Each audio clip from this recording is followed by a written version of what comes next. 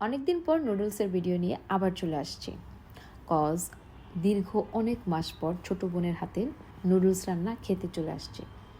আর ও সবসময় নুডলসটা একটু ব্যতিক্রম ওয়েতে রান্না করে, যার কারণে ওর নুডলস রান্নাটা আমার কাছে খুব বেশি ভালো লাগে। আর সত্যিকারের অর্থে আমার ধৈর্য শক্তি খুবই কম, আমি জাস্ট নর্মালি রান্না করে খেলে হলো। আর ওর যেভাবে মানে ধৈর্য সহকারে রান্নাটা করে, সো দেখা যাচ্ছে ওর খাবারটা বেশি মজা হয়। সো যেহেতু আজকে আমরা ভাই বোন সব কাজিনরা একসাথে, তো আমার ছোট বোন আর কি কাজিন, ও আসছে আমার সামনে, কিন্তু আমার হাতে খায় নেই, কিন্তু আমার বোনের হাতেরটা খাচ্ছিল।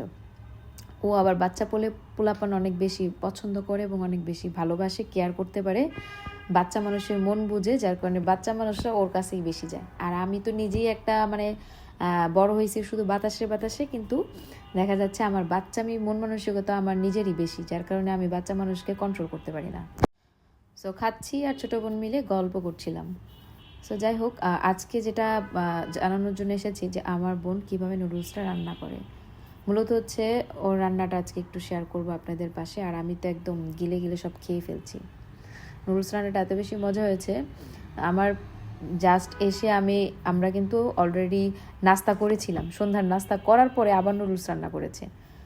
এখন দেখা যাচ্ছে আমি যত পরিমাণে নুডলস খাই তার থেকে কম পরিমাণে খেয়েছি, কারণ পেটটা পুরো ভরে গেছে।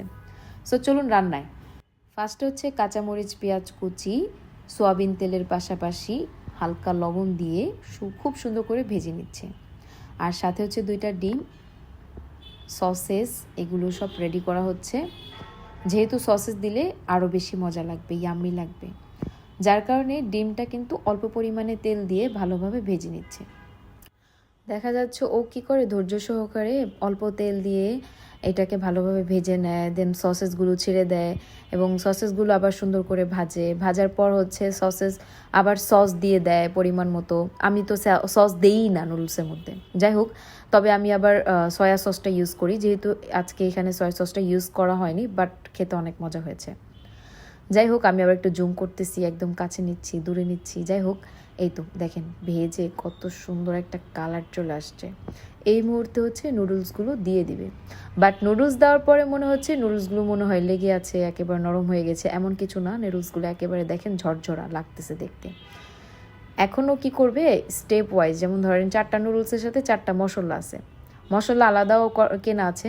সো ও কী করে, একটা মশলা দিবে, দেওয়ার পর আবার ভালোভাবে এটাকে নাড়াচাড়া দিবে, নাড়াচাড়া দেওয়ার পর আবার আরেকটার মশলা দিবে।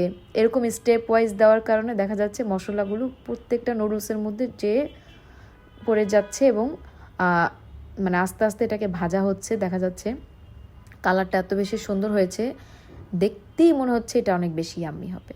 আর আমার তো নুডলস অনেক বেশি পছন্দ, যার কারণে আমি একদম তৃপ্তি সহকারে খাই। এই তো অলরেডি আমাদের নুডলস চলে আসছে। এটা যদি আমার কাজিনদের, আর আর আমারটা আমি এখন খাবো। এই তো। সো ভালো থাকবেন সবাই, টাটা।